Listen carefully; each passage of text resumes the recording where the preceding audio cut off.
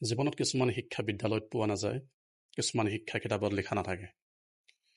সেই শিক্ষাবোৰ পোৱা যায় যেতিয়া মানুহে নিজৰ ঘৰ এৰি, নিজৰ মানুহ এৰি এটা অচিনাকি পথত খোজ দিয়ে। আৰু আজি মই কম ঘৰ এৰি ওলাই অহাৰ পিছত জীৱনে মোক কি শিকালে।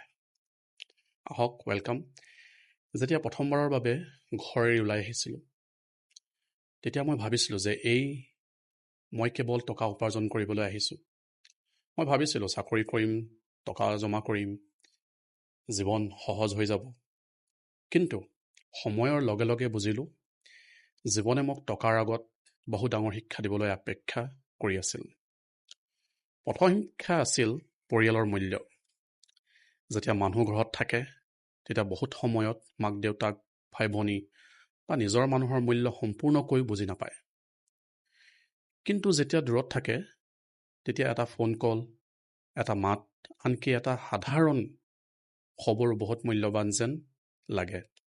দ্বিতীয় শিক্ষা আছিল সময়ৰ মূল্য।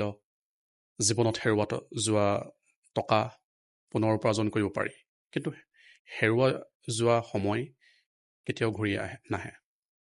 এই কথাটো মই প্ৰবাস জীৱনত গভীৰভাৱে বুজিছোঁ। তৃতীয় শিক্ষা আছিল সকলো মানুহ আপোনাৰ লগত নাথাকে। যাত্ৰাৰ আৰম্ভণিতে বহু মানুহ থাকে, কিন্তু সময়ৰ লগে লগে বুজা যায় কোনে সঁচাকৈ আপোনাৰ ভাল বিচাৰে আৰু কোনে কেৱল সময় পাৰ কৰিছে। চতুৰ্থ শিক্ষা আছিল টকাই সকলো নহয়। টকা জৰুৰী, কিন্তু মানসিক শান্তি, স্বাস্থ্য আৰু সপোন, মানুহৰ মৰম বিকল্প টকা নহয়। এই সত্য বুজিবলৈ মোৰ বহু বছৰ লাগিল। আৰু হয়তো আটাইতকৈ ডাঙৰ শিক্ষা আছিল জীৱনত কোনো চমুপথ নাই। ধৈৰ্য, শৃংখলা আৰু নিয়মীয়া প্ৰচেষ্টাৰ কোনো বিকল্প নাই। অলপ আগবাঢ়ো, শেষত সেয়াই দূৰলৈ যায়।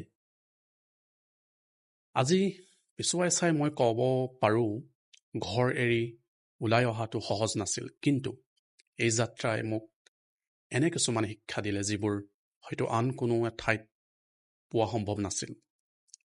আপোনালোকেও যদি নিজৰ ঘৰ এৰি জীৱনৰ কোনো যাত্ৰাত ওলাইছে, তেন্তে কমেণ্ট জনাব। জীৱনে আপোনাক শিকোৱা আটাইতকৈ ডাঙৰ শিক্ষা কি? ধন্যবাদ, লগত থাকিব।